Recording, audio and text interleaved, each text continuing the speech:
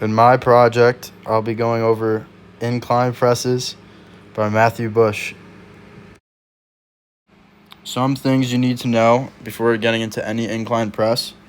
You would want to set the bench to about 30 degrees. Anything more would work your shoulders. Anything less will work your normal pecs.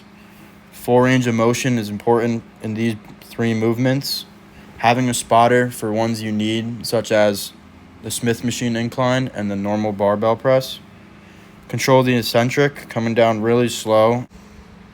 Also breathe out on the way up and in on the way down.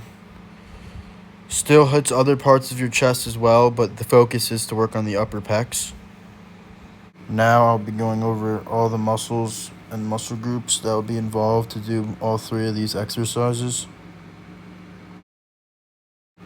The pec muscles that will be used are your upper, middle, and lower, with a focus on your upper pec, which is in green, blue, which is the middle of your pec, and purple, which is your lower pec. The green will be affected the most, the blue will be affected the second most, and the purple will barely be used.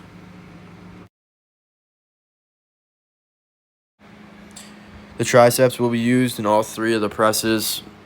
We have the long head, which is shown in red, the lateral head, which is shown in blue, and the medial head, which is shown in green. The shoulder will also be involved, but the only thing affected from it would be the front delt.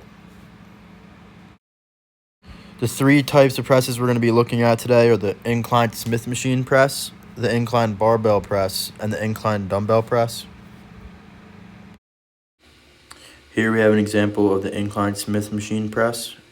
So you first want to line up the bench at a 30-degree incline, and then we're going to control the eccentric and press up with the focus of really controlling the eccentric and pressing and exploding up to really feel the upper pec.